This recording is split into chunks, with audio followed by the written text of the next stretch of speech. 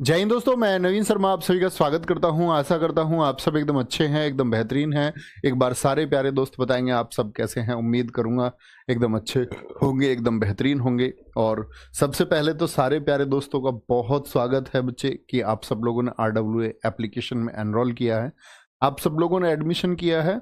और आपका ये भरोसा जो आपने RWA टीम के लिए दिखाया है, इतने सारे बच्चों ने, ये बोलेंगे कि वो इतना आपका जो असीम प्यार है, इसके लिए पहले तो बहुत सारा थैंक यू। और प्यारे बच्चे, यही एक प्रॉमिस, आपका सपना हमारा सपना है, साथ मिलके बहुत मेहनत करेंगे। क्योंकि बाकी शायद मेरे हिसाब से कुछ कहने की ज़रूरत नहीं है कि हम सब मिलके बहुत प्रयास करेंगे, हर रोज़ बेहतरीन प्रयास करेंगे। ठीक है, तो आज 2.0 बैच में बच्चे सिंधु घाटी सभ्यता हम लोग पढ़ ही रहे थे। रिवीजन हर रोज करना है प्यारे दोस्त। उम्मीद करूंगा आपने पिछली क्लास में बहुत अच्छा रिवीजन किया होगा। ठीक है, तो शुरू करेंगे आज की क्लास को। ठीक है, सिंधु घाटी सभ्यता। कल मैंने दो नगर आपको बताए, कौन कौन से बताए थे जरा। तो एक तो हमने हड़प्पा के बारे में जाना और दूसरा हमने जाना था मोहनजोदड़ो के बारे में। दोनों क्या है, आपस में जुड़वा राजधानी थी। और क्या प्रश्न पूछे जाते हैं भाई साहब, प्रश्न पूछे जाते हैं कि कहाँ से क्या मिला। ठीक है, वेरी गुड, हाँ वेरी, बहुत अच्छी बात कही है। Congratulations for the Chandrayaan 3। हमारे देश के वैज्ञानिकों ने कर दिखाया और ये कल देश के लिए बहुत गर्व की बात थी। बहुत शानदार। जय हिंद, जय भारत। आज हम आते हैं चनहुदड़ो। मैंने आपसे कहा था जब भी मैं किसी साइट का नाम लूंगा तो आप मुझे बताएंगे वो किस राज्य में स्थित है या किस देश में स्थित है। तो हड़प्पा पाकिस्तान के माउंटगेमरी जिले में। अगर हम बात करें दूसरा मोहनजोदड़ो, क्या भारत में है भैया जी, वो भी पाकिस्तान में स्थित है। ठीक है, आगे आएंगे। मनका बनाने का कारखाना ये मैके ने खोजा, क्योंकि क्या उत्खनन किया था, एक्सकेवेशन किसने किया था, मैके ने। मनका क्या होता है भैया, तो मोतियों की माला समझते हैं, मोती आपने देखे होंगे, मोतियों की माला होती है। बिल्कुल जी। वक्राकार ईंटें, कर्व्ड ब्रिक्स, यानी ईंट। आज आप कैसी ईंट देखते हैं, ऐसी ईंट देखते होंगे आप, लेकिन इस समय पर कर्व्ड ब्रिक्स थी, यानी उनमें कर्व था। जैसे आज आपके फर्श में आपने कभी टाइल्स देखी हो, इस तरह से अगर हम बात करें वक्राकार ईंटें। टाइल्स देखी है आपने, कोई कोई फर्श पे ऐसी टाइल्स लगाए रखता है। आप कहेंगे हाँ भैया देखी है, ये थोड़ी टाइल आड़ी तिरछी बन गई, लेकिन आप समझ पाए होंगे। घर के बाहर गेट के सामने इस प्रकार की टाइल्स होती है, वक्र है वो, यानी उसकी सार पेज नहीं है। क्या बोलेंगे, स्क्वायर में नहीं है, स्क्वायर के फॉर्म में नहीं है, रेक्टेंगल के फॉर्म में नहीं है, आयताकार या वर्गाकार आकार नहीं है। मेकअप किट चनहुदड़ो से मिली है। काजल, लिपस्टिक, बिंदी, पाउडर, कंघी। तो सजने संवरने का सारा सामान कहां से मिला है, पाकिस्तान की चनहुदड़ो साइट से मिला है। मतलब ये मेकअप में आगे थे। जाहिर सी बात है, मतलब कि यहाँ की लड़कियां एडवांस होंगी। आप सोचे आज मेकअप के लिए होड़ है, सबको बाहर जाके मेकअप करना होता है। बाहर जाके नहीं, मतलब बाहर जाने के लिए, तो ये उस टाइम पे कर रहे हैं आज से। दवात, इंकपॉट।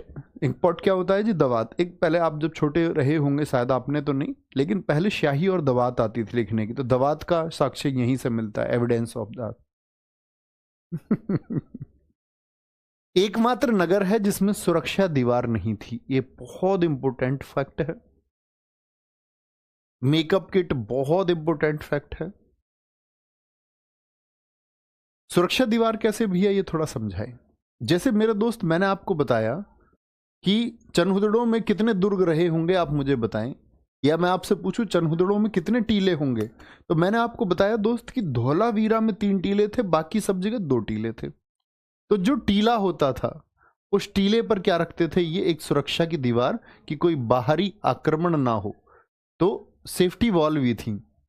तो जो ये सुरक्षा की दीवार है, जैसे धौलावीरा में 3 थे तो वह 3 सुरक्षा दीवार थी। लेकिन चनहुदड़ो में क्या था कि सुरक्षा की दीवार ही नहीं थी, और सिंधु घाटी सभ्यता का अकेला नगर है। ठीक है, शिल्प उत्पादन के साक्ष्य मिले, यानी कि क्राफ्ट का प्रोडक्शन, क्राफ्ट का अगर मैं बात करूं कि ये लोग प्रोडक्शन करते थे और उसको बराबर में भेजते भी थे, अन्य नगरों में उसका आयात निर्यात भी होता था। अच्छे से नोट करेंगे तब आगे बढ़ेंगे। चलो जी। सर जी वक्राकार ईंटों को क्या गोलाकार? हाँ, देखो वक्र का मतलब है ये शेप आ जाना, और ये गोलाकार ईंटों में भी यही शेप होती है। ये वक्र है, ये वाली शेप जिसी में किसी में भी आए आपका, तो वक्र का आकार यानी कर्व बन गया। गोलाकार में भी क्या है, ये कर्व है, तो बिल्कुल गोलाकार ईंटें हम उनको कह सकते हैं। Very good.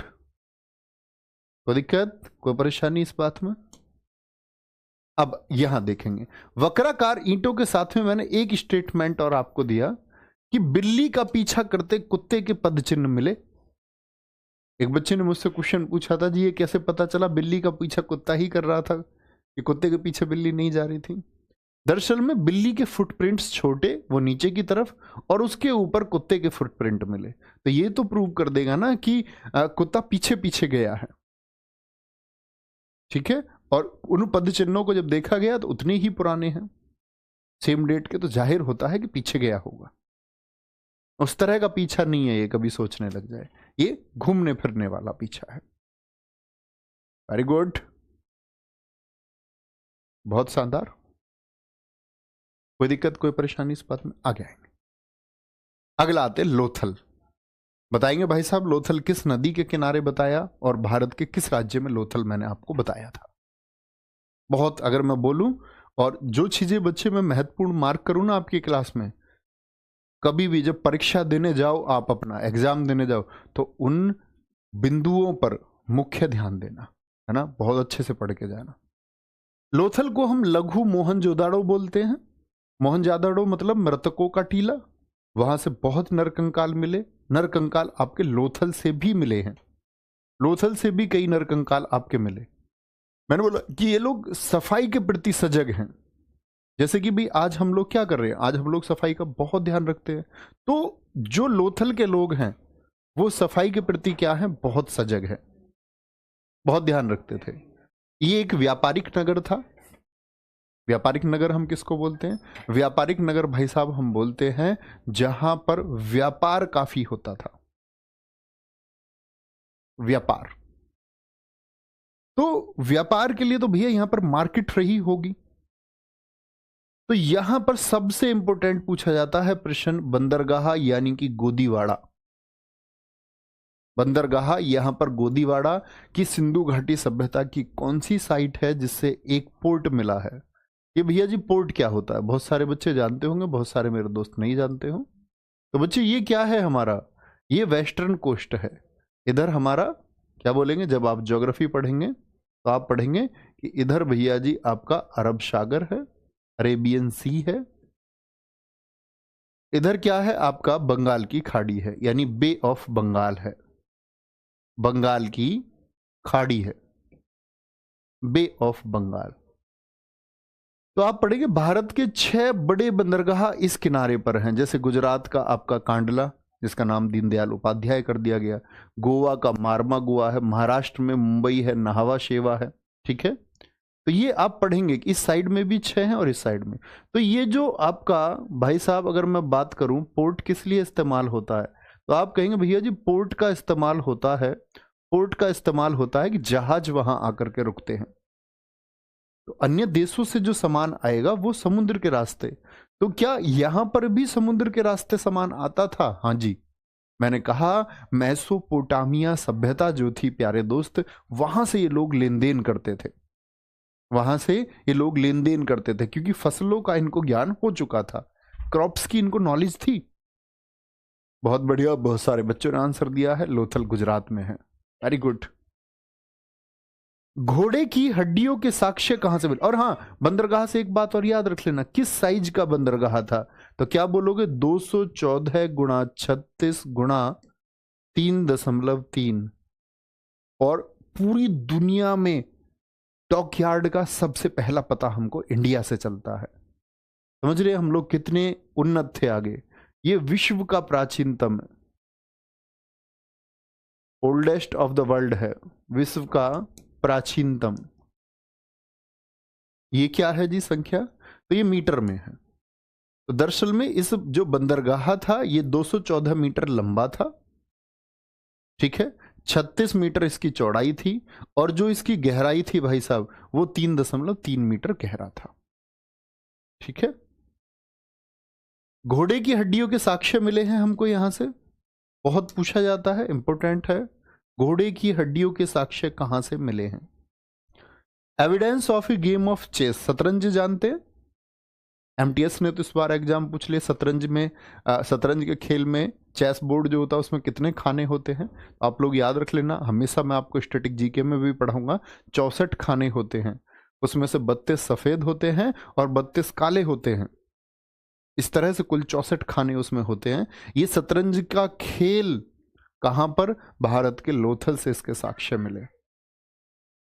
सर उस समय जहाज था, सीधी सी बात है मेरे दोस्त, बंदरगाह जहाज के लिए ही बनाया होगा, आदमी के तैरने के लिए बंदरगाह नहीं बनाया होगा। यहीं से हमको पता चलता है कि इन लोगों के पास टेक्नोलॉजी थी। ठीक है। शतरंज के खेल के साक्ष्य। 3 युगल समाधि मिली है यहां से। युगल का मतलब होता है जोड़ा, तो 3 इकट्ठी युगल समाधि यहां से मिली है। ऐसे ही मैंने आपको बताया था पाषाण काल में भी, आप लोगों को याद हो दमदमा के बारे में मैंने आपको बताया। लेकिन मुझे सिंधु घाटी सभ्यता का कौन सा स्थल है? तो भाई साहब आपका आंसर होना चाहिए क्या? किसके बारे में पढ़ रहे हैं हम? बोले जरा। लोथल के बारे में पढ़ रहे हैं। लोथल, गुजरात का लोथल।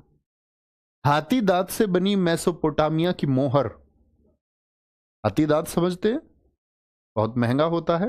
हाथियों का बहुत शिकार, तो जब सरकार ने हाथी पर बच्चे अगर बोले, हाथी प्रोजेक्ट नहीं आया था 1992 का, उससे पहले हाथियों का बहुत शिकार हुआ है, क्योंकि हाथी दांत की इंटरनेशनल मार्केट में बहुत कीमत थी। तो उन हाथी दांत से ये लोग मोहर बनाते थे। ये पता नहीं कि जिंदे हाथी का दांत निकाल लेते थे क्या मरत हाथी का, इसका कोई साक्ष्य नहीं है। चावल का छिलका कहां से मिला? लोथल से मिला। हड़प्पा सभ्यता का मैनचेस्टर इसको बोलते हैं। मैनचेस्टर, मैनचेस्टर का मतलब ही होता है बच्चे व्यापार की प्रमुख जगह। जैसे उत्तर भारत का मैनचेस्टर हम बोलते कानपुर है। तो मैनचेस्टर शब्द का यूपीएससी परीक्षा और इंटरव्यू में पूछा गया प्रश्न है कि हम लोग अक्सर सुनते दक्षिण भारत का मैनचेस्टर, पूर्व का मैनचेस्टर, उत्तर भारत का मैनचेस्टर। ये मैनचेस्टर शब्द क्या होता है? तो मैनचेस्टर शब्द का अर्थ होता है आपका जो व्यापारिक स्थल है, और यहां तो बच्चा डॉकयार्ड बना हुआ है, तो कितना बड़ा व्यापार यहां रहा होगा। अनाज पीसने की चक्की, क्योंकि फसल का इनको ज्ञान है, तो अनाज क्या कच्चा खाते थे कि पीस कर। सर मोहर क्या होती है? बच्चे कल बताया था मैंने मोहर के बारे में। किसी चीज को अगर मार्क कर दिया जाए वो मोहर होता है। जैसे आपने कभी किसी बड़े बुजुर्ग को राजस्थानी तरीके से आपने देखा हो, हरियाणवी तरीके से, तो यहां गले में मोहर पहने रखते हैं। मोहर, तो वो एक तो मोहर ये होती है मार्क करके, दादा परदादा की निशानी हमारे यहां मिली, सोने की मोहर, चांदी की मोहर। ऐसी ही इनके पास अपनी मोहरें थी। ठीक है, आगे देखेंगे। मम्मी मॉडल, मम्मी जानते हैं?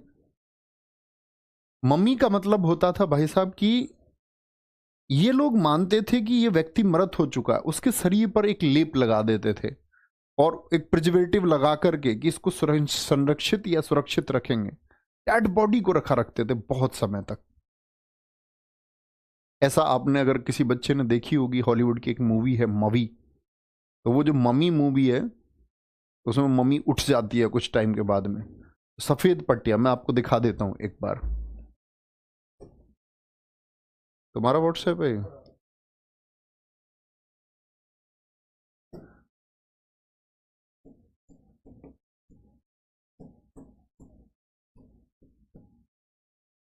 देखो, ये तुमने देखे होंगे मम्मी के मॉडल। तो इस तरह से क्या करते थे कि उस पर आपका एक कपड़ा लपेट देते थे। एक क्या कपड़ा उसके ऊपर लपेट देते थे। ठीक है, ये देखो, ये मम्मी है। तो अब मम्मी के बारे में बात ये आती है कि इसके बारे में हमको कहां से पता चलता है? तो ऐसा कहां पर आपने देखा? इजिप्ट में ऐसा बहुत होता है, मिस्र में बहुत होता है ऐसा। तो जो मिस्र की सभ्यता थी, यानी हमारी और उनके बीच में एक समानता थी, सीधी सी बात, एक आदान प्रदान रहा होगा। सर जी ये तो भूत है। नहीं भूत नहीं है, मम्मी है। ठीक है, मम्मी मॉडल मिट्टी की नाव मिली है खिलौने के रूप में, लेकिन यहां आपको सोचना होगा खिलौना किस चीज का हो सकता है भाई साहब। जो चीजें मार्केट में होंगी उन्हीं का तो खिलौना हो सकता है। या आप सोचे, आप क्या ऐसी कोई चीज सोच सकते हैं जो इस दुनिया में हो ही ना? हाँ, वैज्ञानिक लोग सोच सकते हैं, लेकिन खिलौने के रूप में वो चीजें, खिलौने के रूप में क्या आएगा जो पहले से, जैसे आज छोटी गाड़ियां, तो गाड़ियां बड़ी हुई हैं, छोटी बाइक मिलेगी बच्चे खेलने के लिए, है पहले से। ठीक है, तो इस तरह की चीजें, तो मिट्टी की नाव यहां मिली है खिलौने के रूप में। सीधी सी बात है कि बड़ी नावें भी यहां रही होंगी, कोई दिक्कत? अब आते कालीबंगन, बताएंगे भाई साहब किस स्टेट में है? सर मम्मी बनाते थे, हाँ ये रखते थे अपने लोगों को, किसी को प्रेम हो कि मैं अपने को नहीं जाने दूंगा, मैं अपनी बॉडी को रखूंगा, मैं तो नहीं जलाऊंगा अपने चाचा जी की बॉडी को, बोले मेरे वो दूर के रिश्तेदार है, हम तो उनको रखेंगे। उस तरह से वो संरक्षित रखते थे। कई बार तो ये देखा गया है कि इनको संरक्षित रखने के पीछे अनुसंधान कार्य थे, रिसर्च किया करते थे मनुष्य के ऊपर कि मरने के बाद मनुष्य का क्या होता है, उसके शरीर में क्या परिवर्तन होते हैं। मिस्र में बहुत जगह मम्मी इसीलिए बनाई गई, बॉडी को, व्यक्ति को मरने के बाद भी उसके शरीर को सुरक्षित रखने का जो प्रयास है वो अनुसंधान के लिए किया गया। बहुत बढ़िया, राजस्थान आप लोगों ने आंसर किया है। कालीबंगन का अर्थ क्या होता है? काली का अर्थ काली, बंगन का मतलब चूड़ियां, राजस्थान का है। बहुत बढ़िया, ये हमने कल की क्लास में पढ़े थे कि ये कहां से है। यहां से क्या मिला है? जुते हुए खेत और चूड़ियों के साक्ष्य मिले हैं।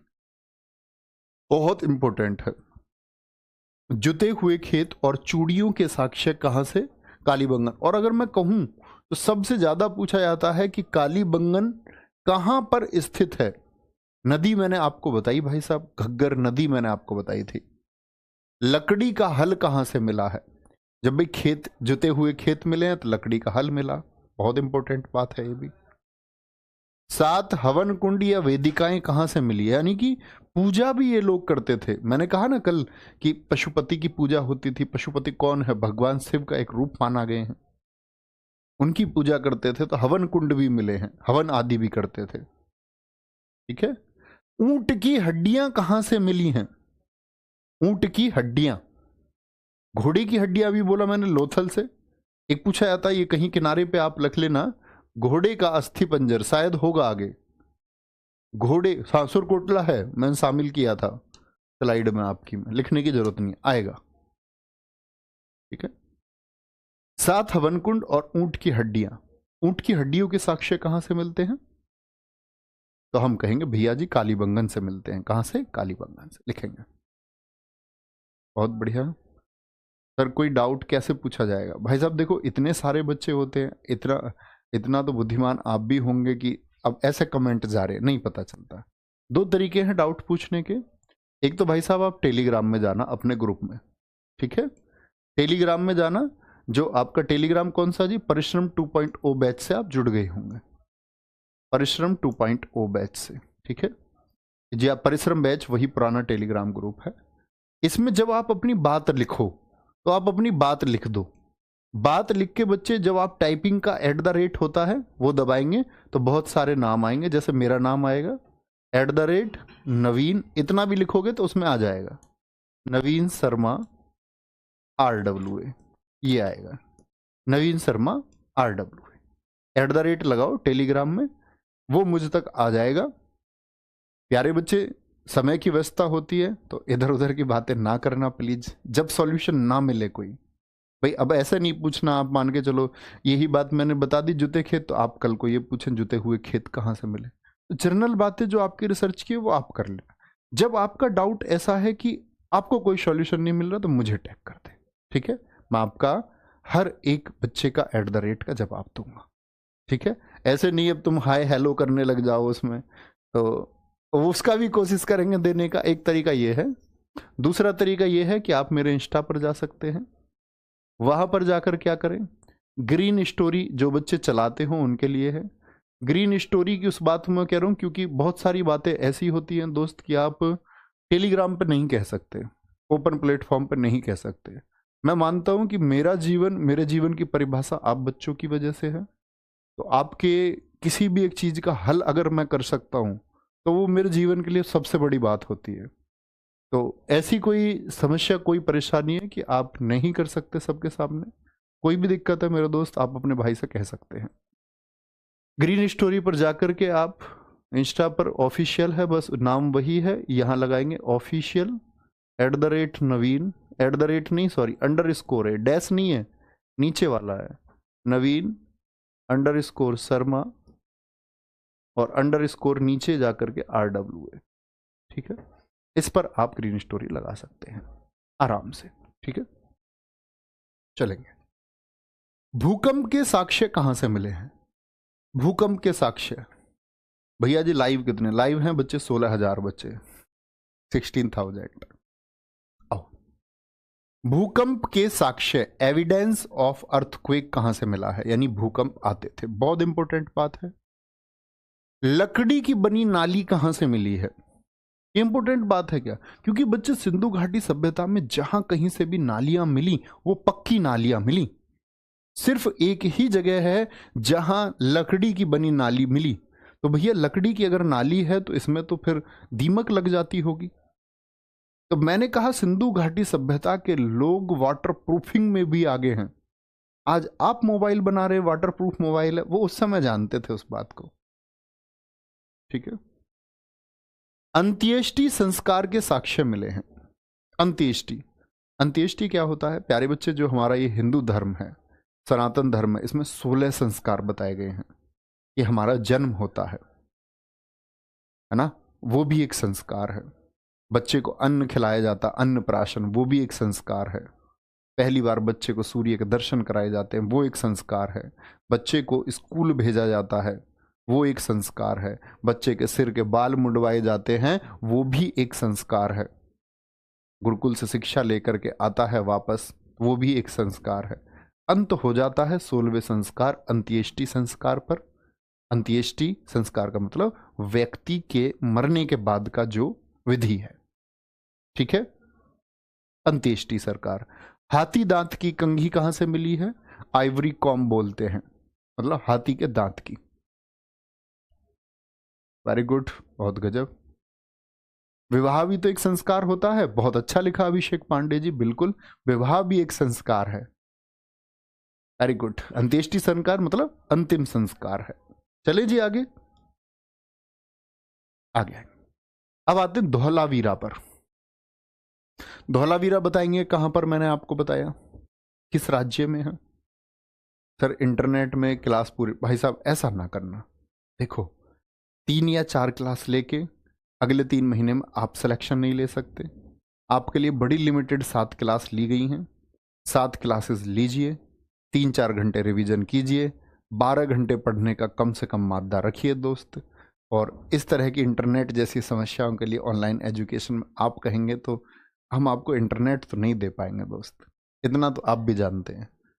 ये सारी चीज़ें आपको मैनेज करनी होंगी और बच्चा इतनी क्लास तो लेनी होंगी अगर सिलेक्शन चाहते हो तो। 2 घंटे पढ़ के सिलेक्शन लेना चाहते हो 2 क्लास से, गलत वे पर हो। कल इस चीज़ का अफसोस होगा, तो मेहनत कीजिए। ये शिकायतें मुझे नहीं मिलनी चाहिए किसी की, फिर तुम हमारे प्यारे बच्चे नहीं हो जी। बोले 7 घंटे पढ़ना तो पड़ेगा भाई साहब, बगैर पढ़े सिलेक्शन थोड़ी होगा। गुजरात में बच्चों का आंसर आया, नीतू जी, नवदीप, एकता, अभिषेक, जाहिद, एकदम सही आंसर है। जल प्रबंधन व्यवस्था कहां पर थी? Water management. और एक जलमार्ग बनाया इन्होंने पानी को इकट्ठा रखने के लिए, 24 मीटर चौड़ा और 70 मीटर लंबा। मतलब पानी को स्टोर भी कर रहे हैं। आज गवर्नमेंट प्रोग्राम चल रही है हमारे देश में कि जल स्थिरता करो, पानी को बचाओ, लेकिन ये उस समय पर वाटर का मैनेजमेंट कर रहे हैं। नालियां सबसे बेहतर धौलावीरा में है, ड्रेनेज सिस्टम है, नालियों में पानी कहीं रुका नहीं मिलता धौलावीरा में। सुनामी के साक्ष्य कहां से मिले हैं? धौलावीरा से। सुनामी जानते हैं? जब समुद्र की लहरें बहुत ऊंची उठ जाती हैं, इसको हम सुनामी कहते हैं। बहुत बढ़िया।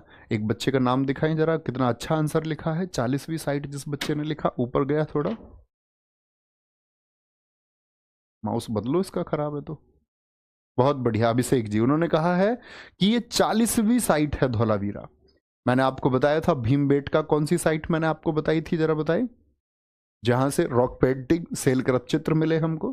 तो मैंने आपको बताया था कि भारत में 40 स्थल हैं और धौलावीरा ये 40वां स्थल है, 40वीं साइट है। सुरकोटड़ा, अभी मैं आपको घोड़े की बात कर रहा था। घोड़े, हाथी, भेड़ियों की हड्डी, या हम बोले घोड़े का अस्थि पंजर, यानी पूरा एक कंकाल, सिर्फ हड्डियां हड्डियां। घोड़े का अस्थि पंजर कहां से मिला है?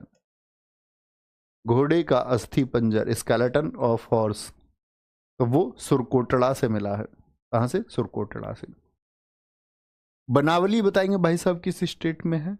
हाथी दांत की कंघी, आप कहेंगे भैया हाथी दांत की कंघी सब जगह मिल रही है क्या, तो पूछा जाएगा। तो कभी ऐसा प्रश्न आपसे नहीं बनेगा कि हाथी दांत की कंघी और तीनों को रख दे कि यहां भी मिला यहां भी मिला। एग्जामिनर इतना मूर्ख तो नहीं हो सकता ना। तो वो हाथी दांत की कंघी ऐसे विवादित प्रश्नों को पूछता ही नहीं है, कभी भी ना पूछे गए आज तक।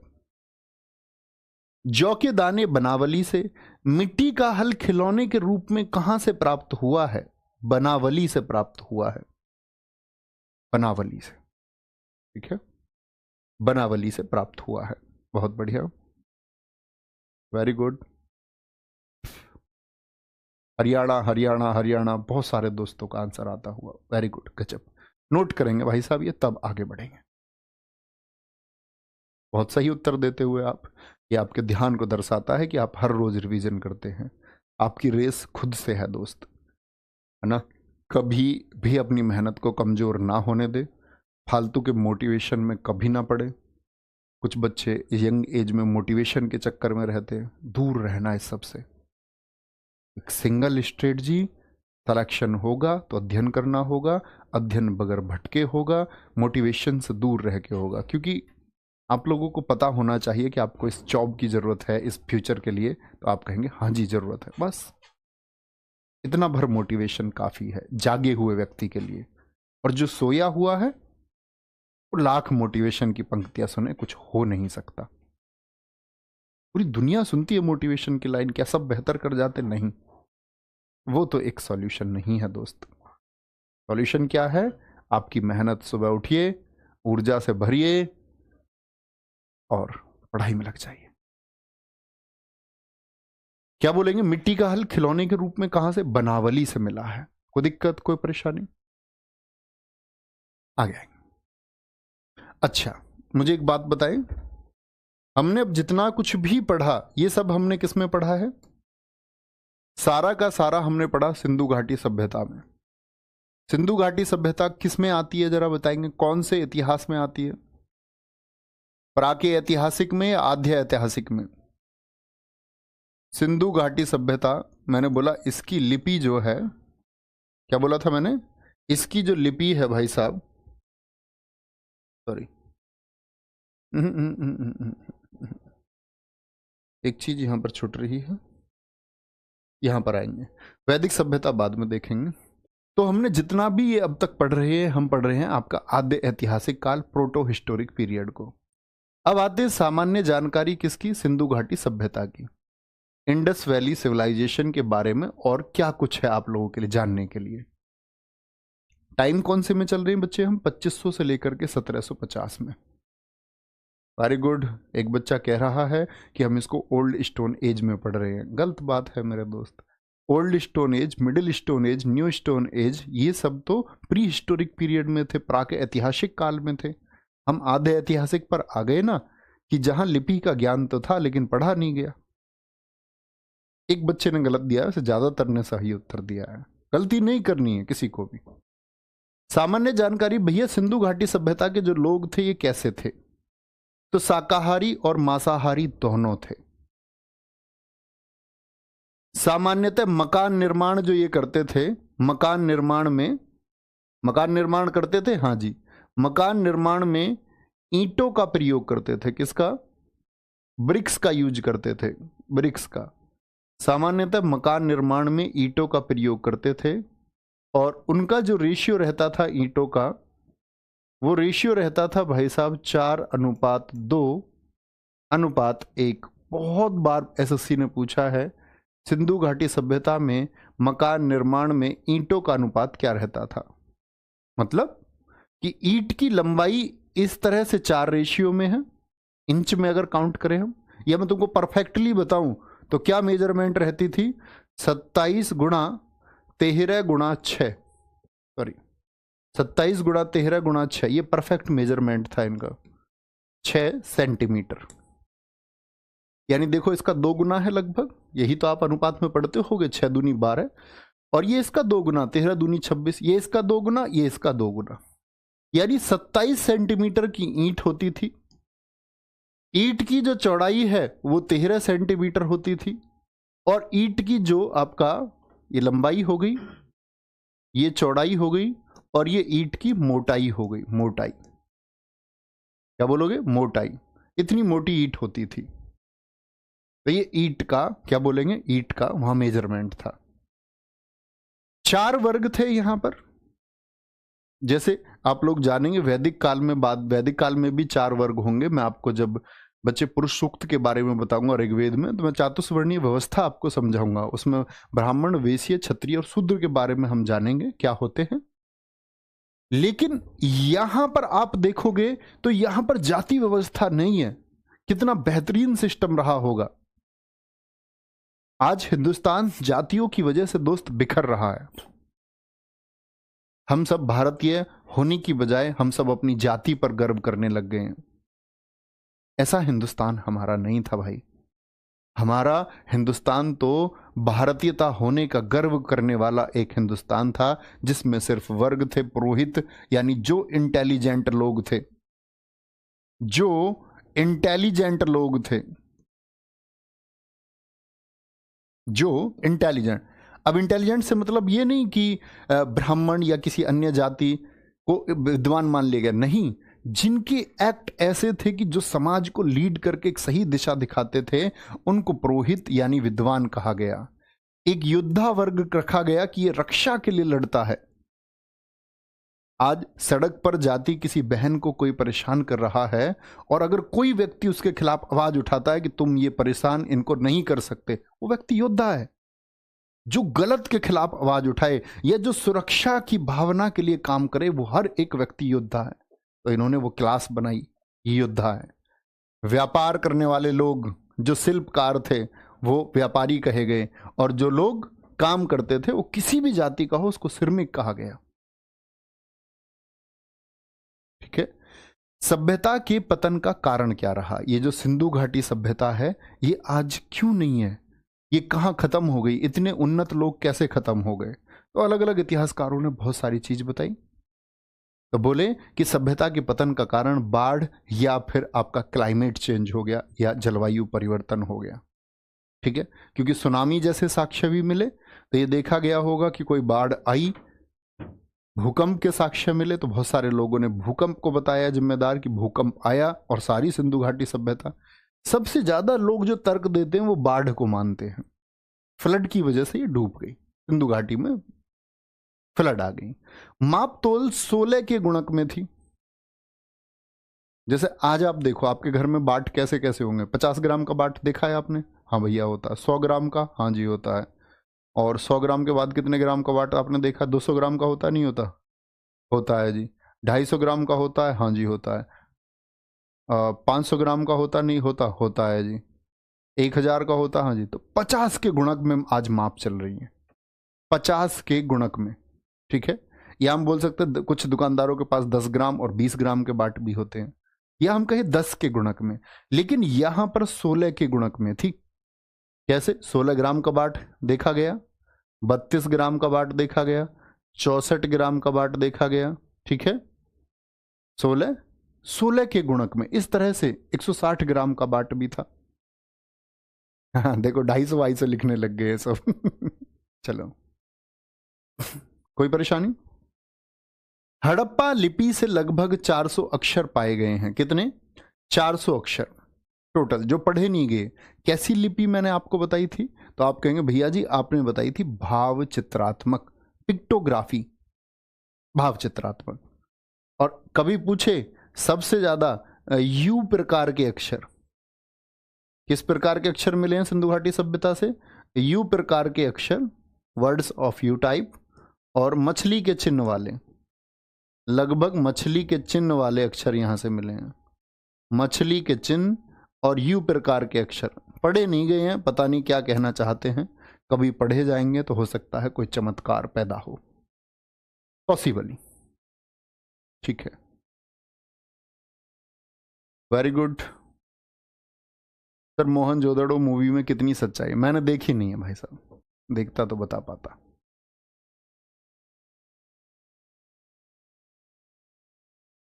पिक्टोग्राफी बोल रहे हैं, very good very good very good बच्चे। एक और, हाँ, एक रिक्वेस्ट और आप सबसे, जैसे मैं एक बच्चे का देख पा रहा हूँ क्वेश्चन, नाम नहीं पढ़ूंगा मैं ऐसे, आप अपना नाम पढ़वाने के चक्कर में पूरे बैच में प्रयास कर लेना, मैं अपनी इच्छा से ही नाम पढ़ूंगा। जिसका ये भाई साहब नाम दिखा देंगे शिवम वशिष्ठ जी, उसका नाम मैं पढ़ सकता हूँ, या जो मुझे दिख जाएगा। कुछ बच्चे अपना नाम पढ़वाने के चक्कर में कमेंट करते रहते हैं, रियली सॉरी, मैं नहीं पढ़ पाऊंगा दोस्त आपका नाम।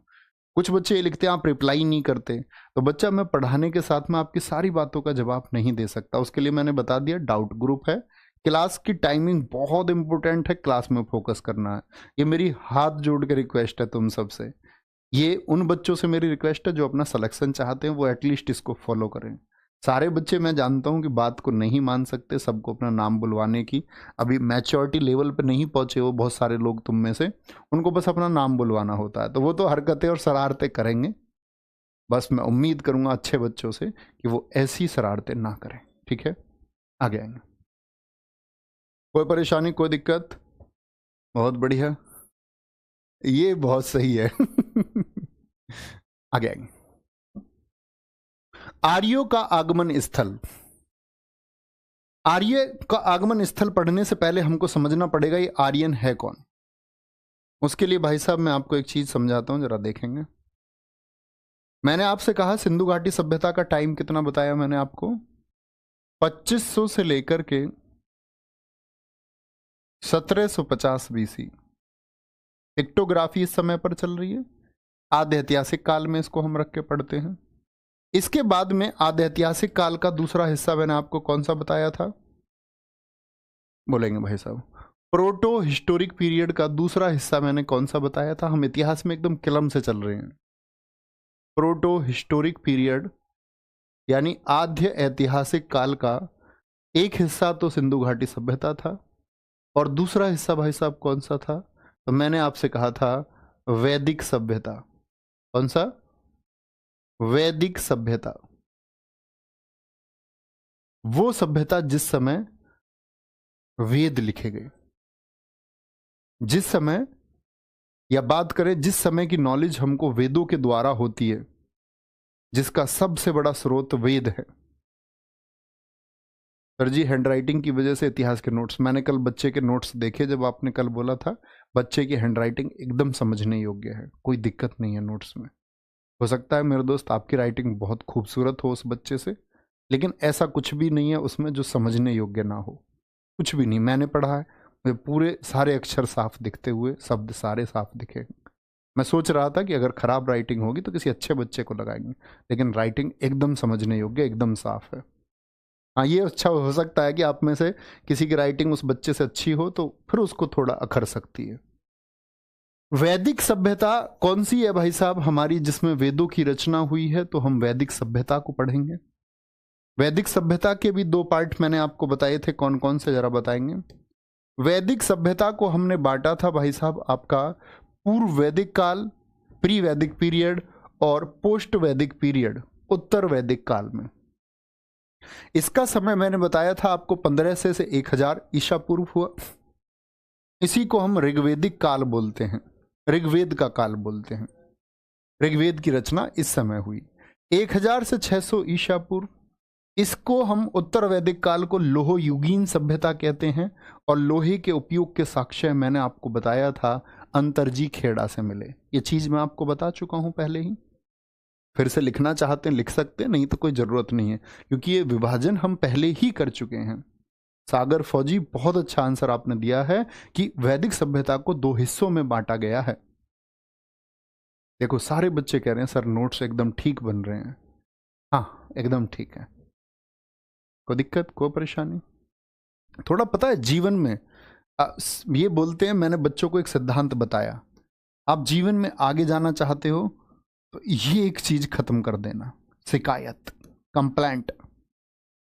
ये जिसके जीवन में नहीं है वो उतना आगे गया। हम बार बार घर में इरिटेट होते रहते हैं, हम घर के लोगों से लड़ते रहते हैं, क्योंकि हमको किसी न किसी बात पे शिकायत हो जाती है। किसी बच्चे को नोट्स की शिकायत है, किसी को ये जी मेरा तुम लोगों ने 7 घंटे क्लास क्यों चला दिए। कोई अगर 3 घंटे चलाते तो ये बोलता है जी 3 घंटे में सिलेबस कैसे हो जाएगा, क्या पागल बना रहे हो। कोई बोलेगा जी मेरा नेट खत्म हो रहा है, कोई कुछ बोलेगा, कोई बोलेगा मेरी क्लास छूट गई है, मेरा रिवीजन नहीं हो रहा है। तो ये शिकायतें आपको नहीं होनी चाहिए जीवन में।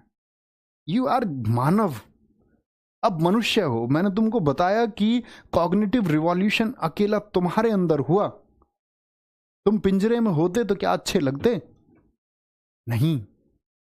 तो उस मानव की तरह आपको जीवन में बिहेव करना है।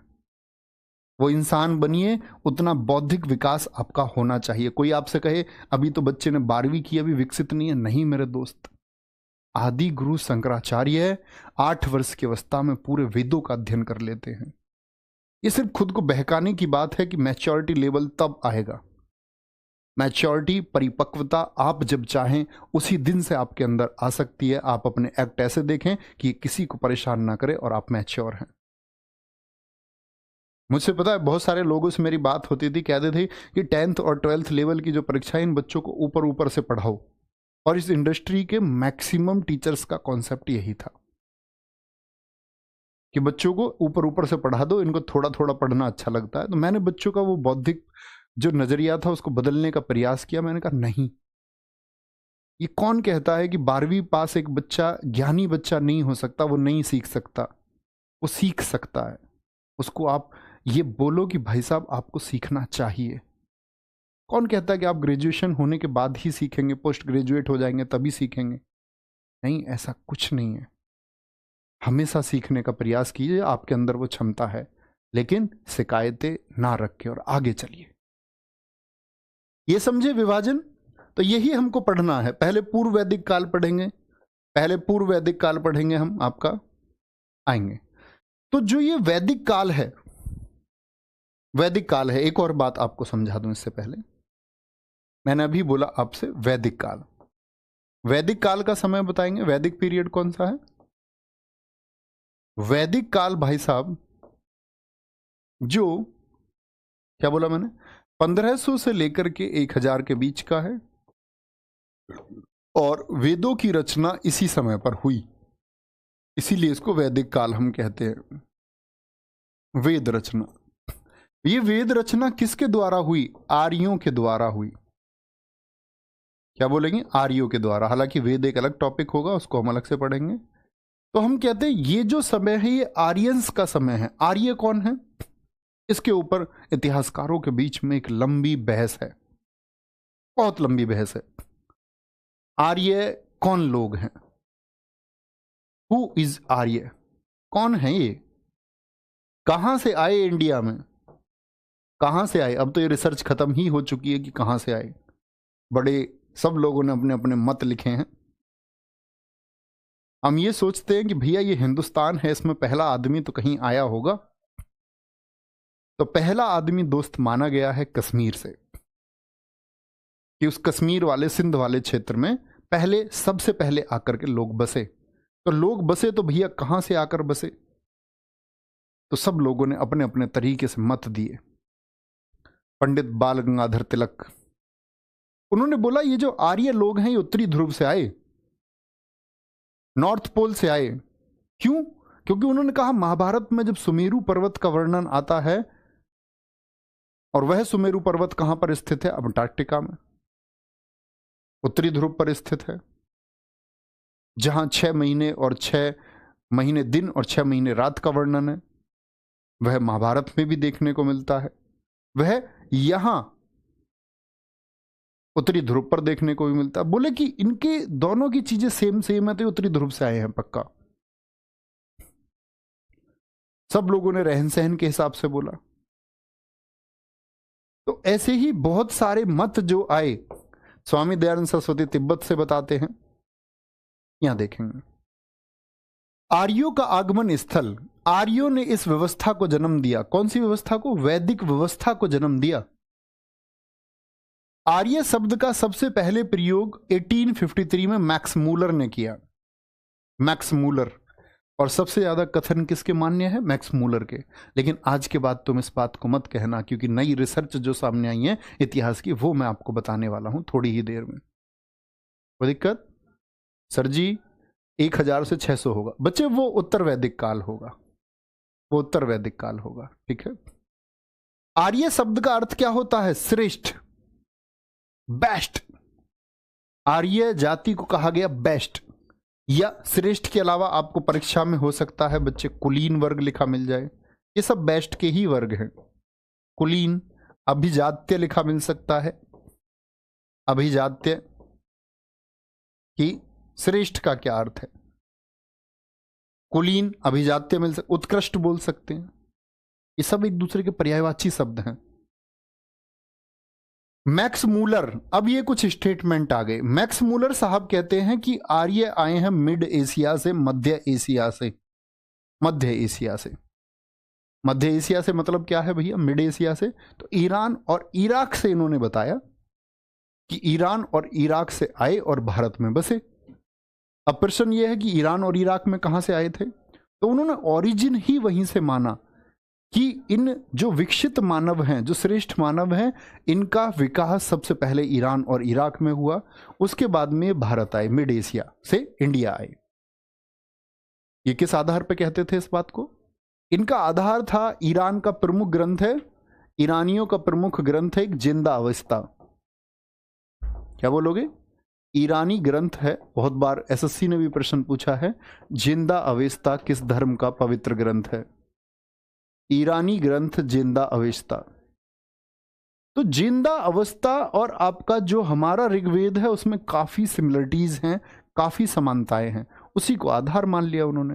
बोले इन्होंने ऋग्वेद की रचना की, तो ऋग्वेद में बहुत सारी चीजें ऐसी हैं जैसी कि आपको देखने को मिलता है जिंदा अवस्था में भी हैं। दोनों सिमिलर हैं, दोनों लगभग समान हैं, तो समान लोगों ने ही रचना की होगी, एक ही माइंड सेट के लोग हैं, तो जगह भी मिलती हैं। लेकिन ये कैसे सिद्ध हुआ कि ईरान से ही यहां आए? ये भी तो हो सकता भारत से ईरान गए हो। पॉइंट है कि नहीं है? अगर दो चीज सिमिलर हैं तो ये जरूरी थोड़ी है कि ईरान से ही भारत आए हो, ये भी तो हो सकता भारत से ईरान आए हो। तो लोगों ने क्वेश्चनेबल किया और राखी गढ़ी में ये साबित हुआ है दोस्त।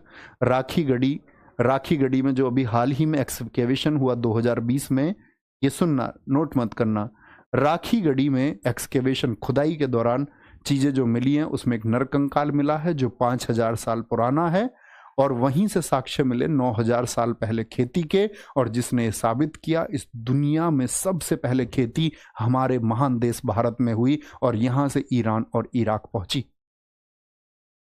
इस दुनिया को सभ्यता हमने दी।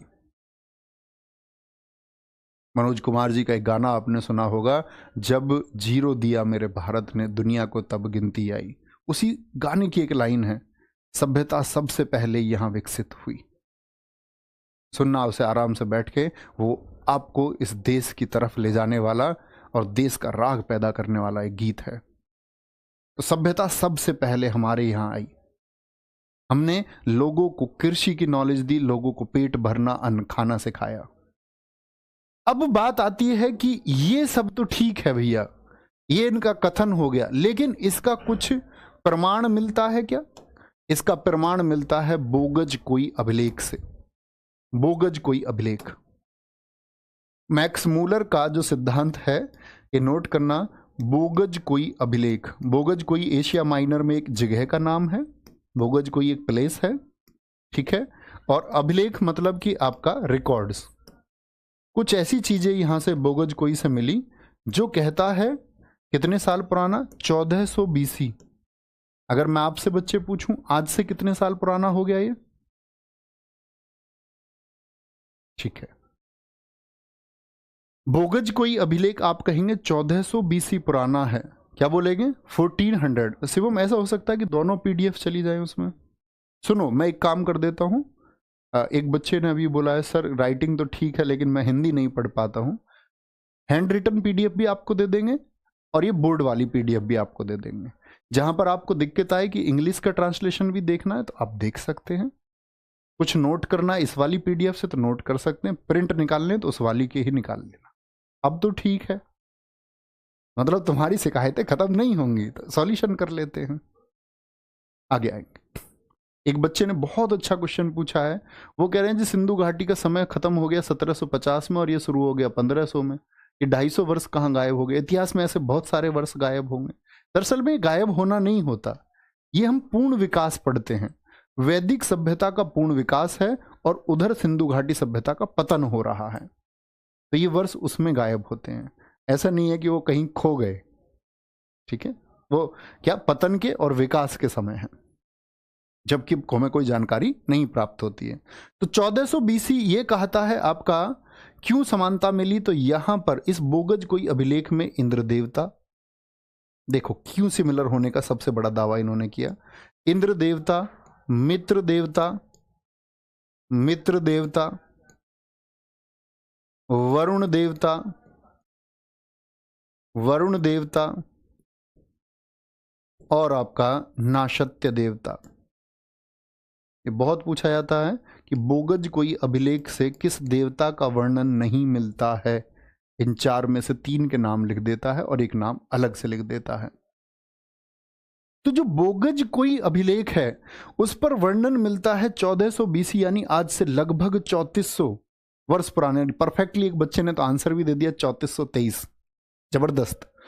तो 3423 साल पहले इंद्र देवता, मित्र देवता, वरुण देवता और नाशत्य देवता के बारे में वर्णन मिलता है और ये ऋग्वेद में भी वर्णन मिलता है। तो सिमिलरिटी हुई, सिमिलरिटी दोनों में हुई। इंद्र देवता वर्षा के देवता, मित्र देवता जो सूर्योदय के देवता थे, वरुण जिनको हम जल कहते हैं वो सूर्यास्त के देवता थे, नाशत्य स्वास्थ्य के देवता थे। नाशत्य देवता का नाम सुना है आपने कुछ कभी?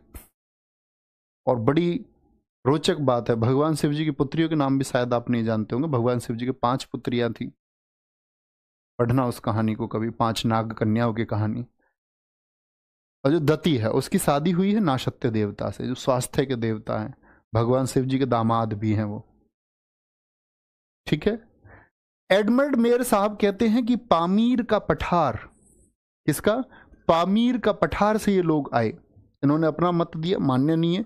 सबसे ज्यादा मान्यता किस कथन की है? मैक्स मूलर के कथन की है इतिहासकारों की दृष्टि में। लेकिन राखी गढ़ी में जो अब रिसर्च हुई है तो उससे चीजें अब बदलेंगी। पेनका और हर्ट कह रहे हैं कि जी जर्मनी से आए हैं। क्योंकि जर्मनी से क्यों आए हैं? इन्होंने बोला कि शारीरिक समानता की वजह से, बॉडी स्ट्रक्चर में सिमिलरिटी है, बॉडी स्ट्रक्चर में सिमिलरिटी है। जैसे कि आप लोग जब कभी पढ़ेंगे विश्व इतिहास के बारे में तो हिटलर कहता है कि वी आर आर्यंस, नीली आंखें वाले लोग। उसने बोला हम नीली आंखों वाले इस दुनिया में सबसे सर्वश्रेष्ठ है और बाकी दुनिया रहने लायक नहीं है, बाकी लोग इस दुनिया में रहने लायक नहीं है। तो खुद को आर्य कहता है, वो भी खुद को आर्य मानते हैं। जर्मनी के बहुत सारे लोग मानते हैं। तो शारीरिक समानताएं ऐसी ही थी, लगभग शरीर एक जैसे थे। दयानंद सरस्वती साहब ने कहा है तिब्बत से, गाइल्स ने कहा है हंगरी से। किससे? हंगरी से। और हंगरी के साथ साथ में इन्होंने एक जगह और बताई थी, डैन्यूब, डैन्यूब, ठीक है। इन्होंने बोला कि हेनरी और डैन्यूब में जिस प्रकार खेती के साक्ष्य मिले, जिस प्रकार के जीवन के साक्ष्य मिले, वो यहां से सेम मिलते हैं। कहते कि हेनरी और डैन्यूब से आए थे। तो आपको कौन कौन सा याद रखना है? दयानंद सरस्वती के अनुसार आर्यंस कहां से आए थे? मैक्स मूलर साहब के अनुसार आर्यन कहां से आए थे? और बाल गंगाधर तिलक जी के अनुसार आर्यन कहां से आए थे? 3 स्टेटमेंट आप इंपोर्टेंट लिखें। इन्होंने लिखी book the Arctic home of, sorry, the Arctic home of Aryans, of Aryans. ये पुस्तक है, एक बुक है जो बाल गंगाधर तिलक जी ने लिखी, ठीक है। मैंने कहा ना, इन्होंने बोला अंटार्कटिका से आए। अंटार्कटिका समझते हैं? जो ग्लोब है, पृथ्वी है पूरी, इस पृथ्वी के मॉडल में उत्तरी और दक्षिणी ध्रुव पर क्या स्थित है? ये नॉर्थ पोल है, ये साउथ पोल है। तो नॉर्थ पोल पर भाई साहब क्या है आपका? नॉर्थ पोल पर, उत्तरी ध्रुव पर इन्होंने बोला कि यहां से आए, बर्फीली जगह से। इन्होंने कहा महाभारत में दीर्घकालीन उषा का वर्णन आता है, यानी एक लंबी शाम का वर्णन आता है, और लंबी शाम वेदों में, ऋग्वेद में भी उसका वर्णन आता है। तो बोले लंबी शाम जो है वो सिर्फ और सिर्फ इस ग्लोब पर, उत्तरी ध्रुव पर होती है, और उसका वर्णन है। तो बोले कि उत्तरी ध्रुव से आए, लेकिन उसको मान्यता नहीं मिली। आगे आएंगे, कोई दिक्कत इस बात में भाई साहब? नोट कर लेंगे एक बार, तब आगे बढ़ेंगे। सर हंगरी कौन से देश में? भाई साहब हंगरी खुद एक देश है। ठीक है।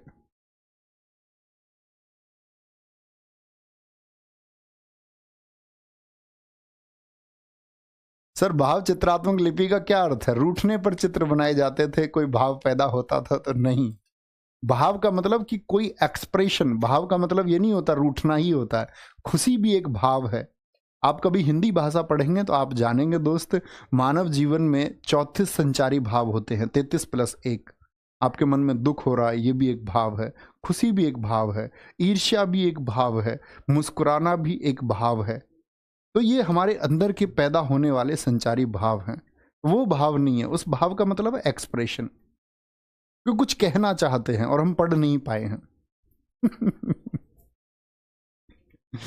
बहुत बढ़िया जी हिमांशु जी। सर मैं चाहता हूं आपकी क्लास 12 घंटे चले लगातार। बहुत बढ़िया। पढ़ लोगे तुम 12 घंटे हर रोज मेरी ही क्लास? 2 दिन में सिलेबस खत्म हो जाएगा सारा। ऐसा नहीं करना, सारे विषय बराबर लेके चलने हैं, है ना। स्ट्रेटजी मैंने आपको बताई है, उसी रेशियो में तैयारी करो। जिस बच्चे ने क्लास नहीं देखी है वो लिख लो, नवीन सर डीपी स्ट्रेटजी, जो मैंने उसमें बताया वो फॉलो करो अपने सिलेक्शन के लिए। दुनिया में बहुत सारे आपके पेपर तक बहुत सारे थंबनेल आएंगे। 12 दिन में जीएस कैसे पढ़ें? भाई साहब नहीं पढ़ी जाती है ऐसे। आप भटकते रहेंगे, आप वर्षों तक तैयारी करते रहेंगे। ठीक है। आर्यों का पंचजन, जो ये आर्य लोग थे ये किस प्रकार बटे हुए थे? तो सबसे पहले कुल होता था इनका, छोटा परिवार। तो सबसे छोटी यूनिट कौन सी थी? वो कुल थी, जिसका मुखिया होता था भाई या पिता होते थे। कुल मिलकर के यानी फैमिली मिलकर के ग्राम बनाती थी, जिसको हम ग्रामीणी बोलते थे। इसका जो प्रधान होता था, क्या बोलेंगे?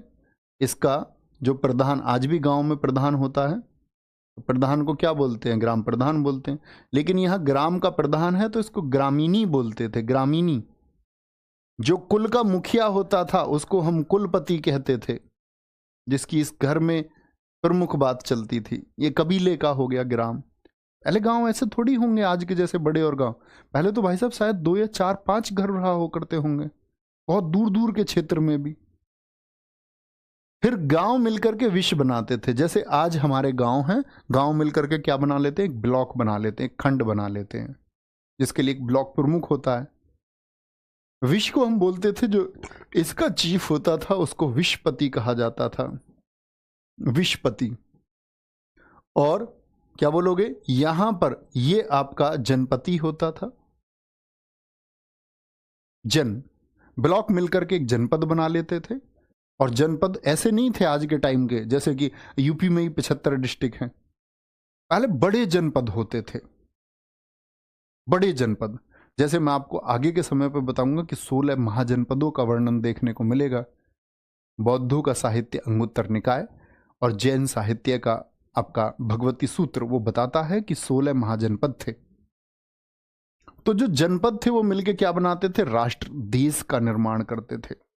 देश संपूर्ण भारत ही था। आज का अफगानिस्तान भारत ही था, म्यांमार भारत ही था, बांग्लादेश, पाकिस्तान, जिसको हम अखंड भारत कहते हैं, वो था। ये सब चीजें आप धीरे धीरे धीरे धीरे सीख पाएंगे, जान पाएंगे। एक ही दिन में आप सब कुछ दोस्त नहीं जान सकते।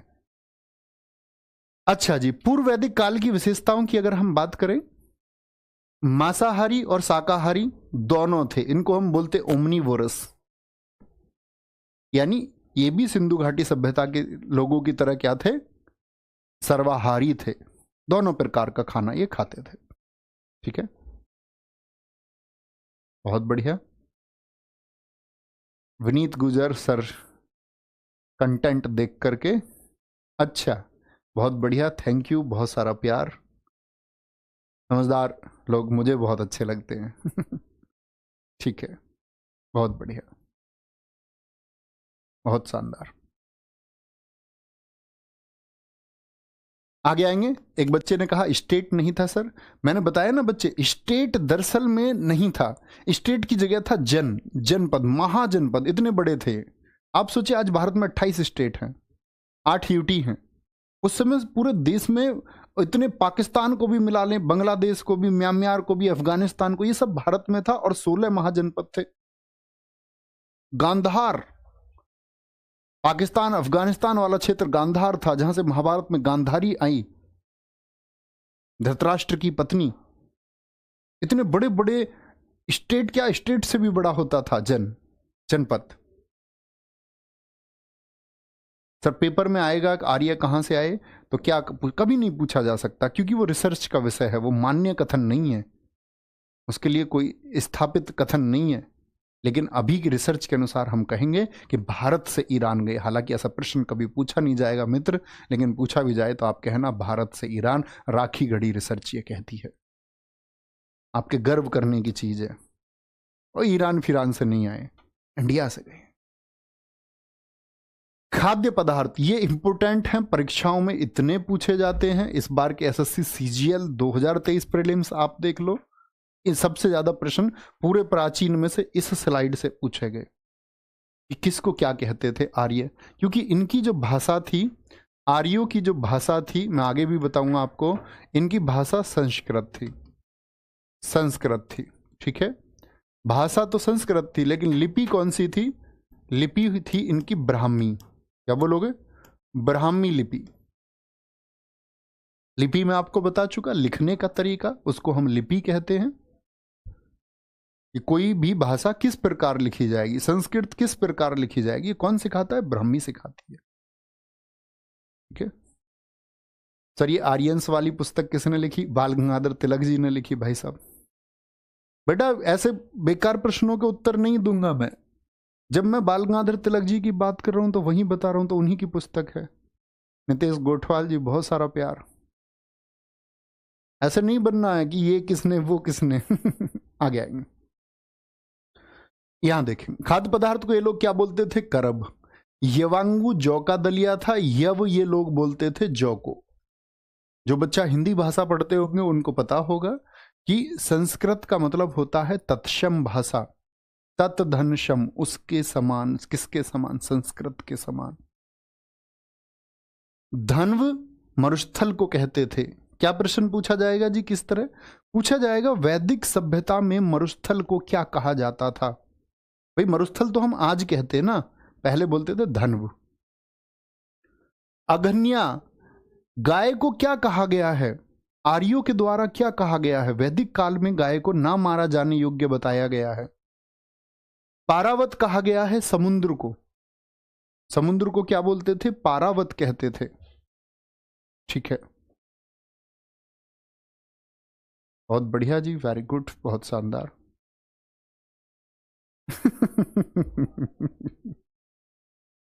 चलो जी,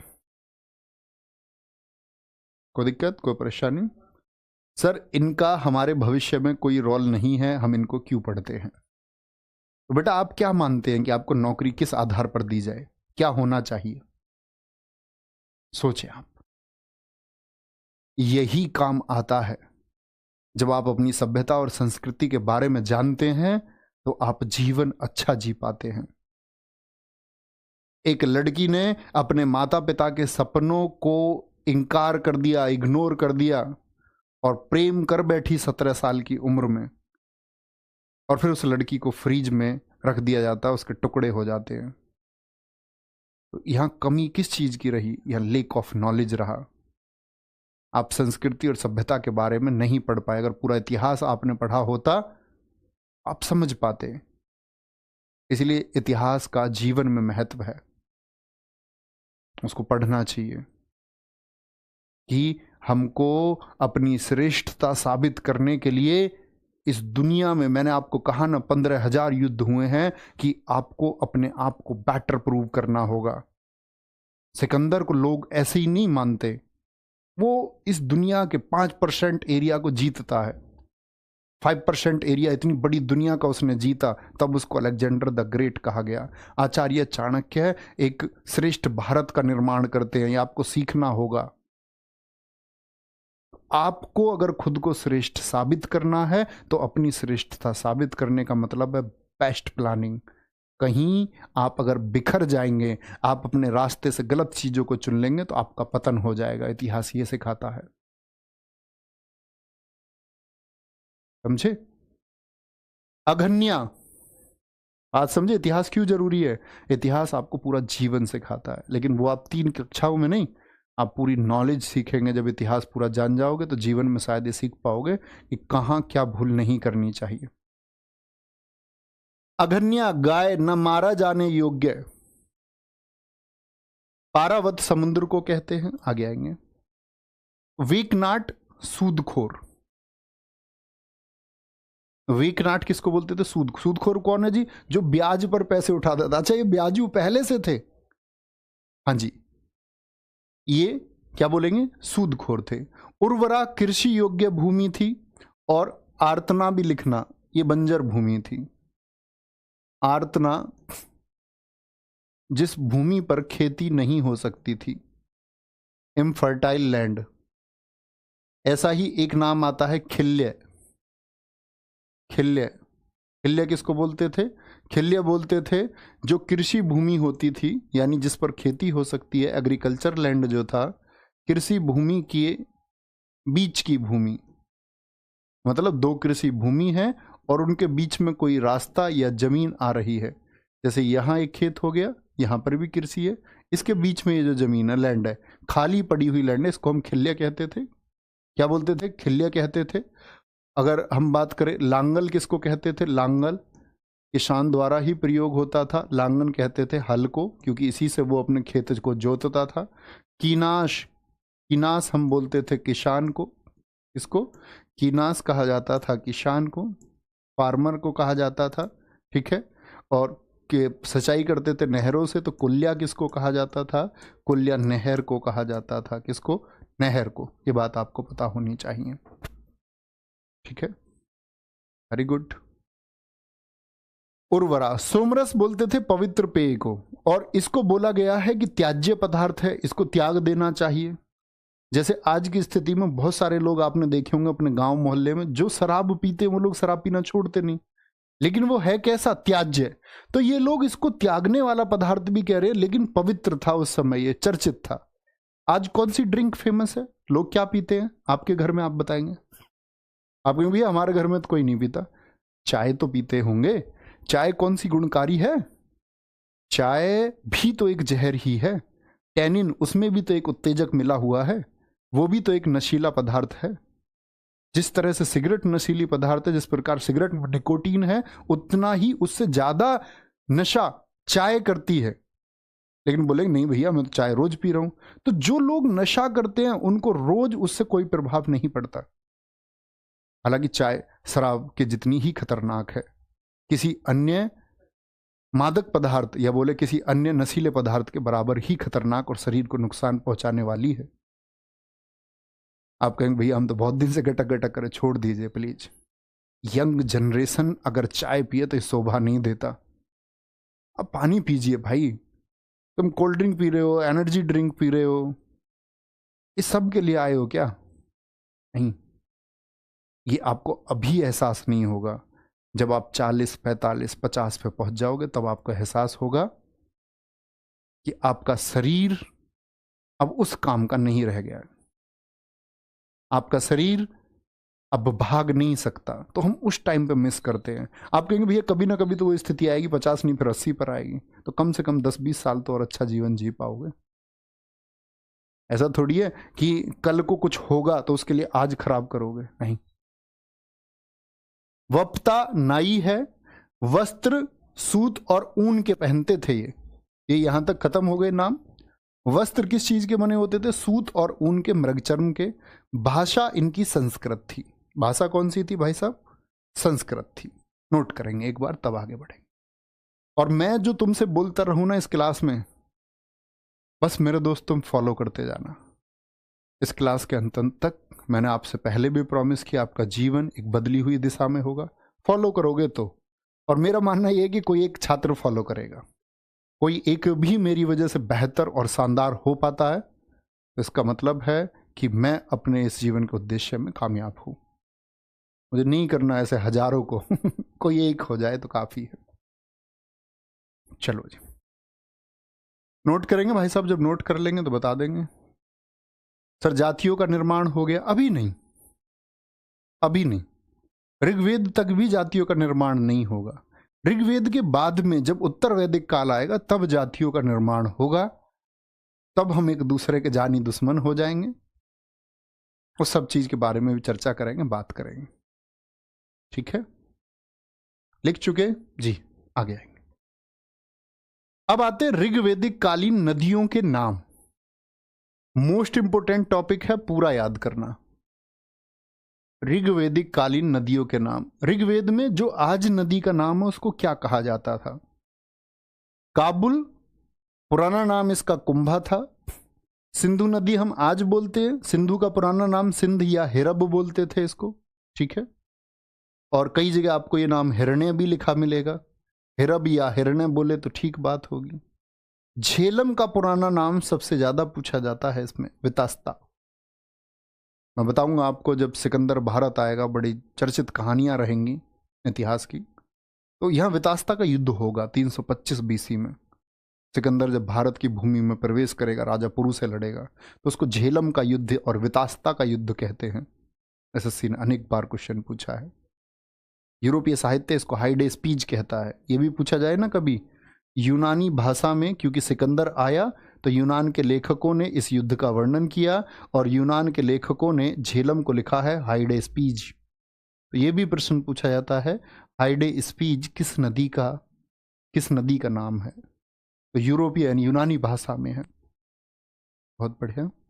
स्वाद का सुवस्तु है। स्वाद का क्या है? सुवस्तु है, लिखेंगे, आगे आएंगे।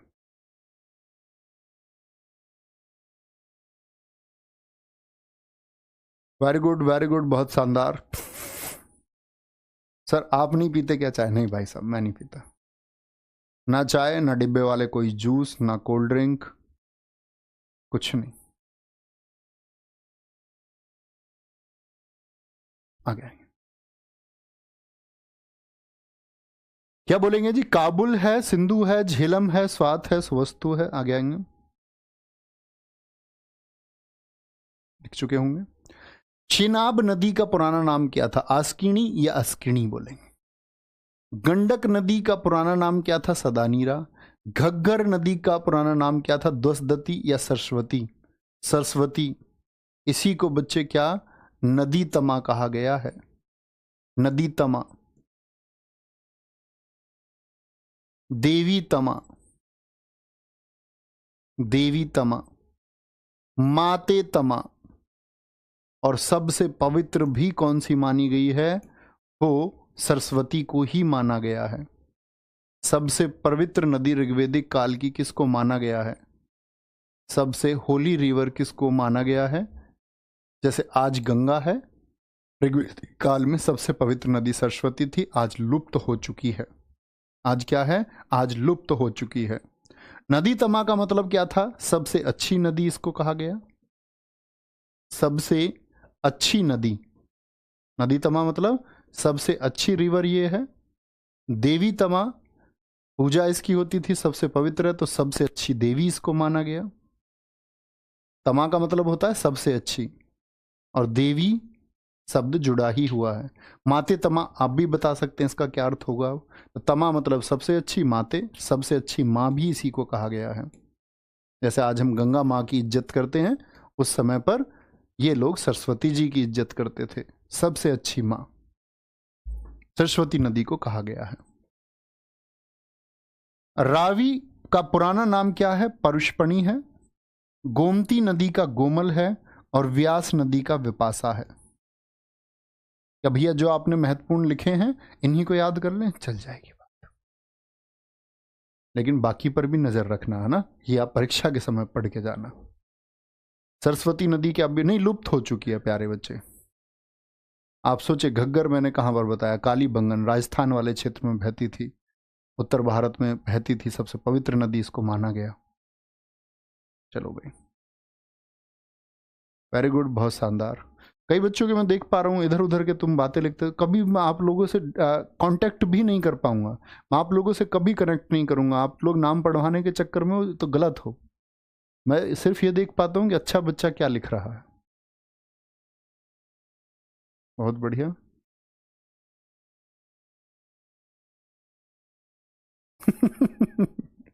ये सही है, अलेक्जेंडर नवीन शर्मा सर।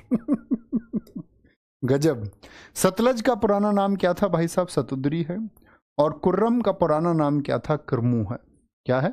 कुर्रम का पुराना नाम किरमू है। ठीक है, नोट करेंगे इसको। और कल की क्लास हमारी इससे आगे बढ़ेगी तो हम ऋग्वेदिक कालीन समाज की विशेषताएं पढ़ेंगे। विशेषताएं क्या, यहां पर विशेषताएं थी। ठीक है, फिर हम आगे बढ़ते जाएंगे, वेदों के बारे में पढ़ेंगे, वहां से प्रश्न पूछे जाते हैं।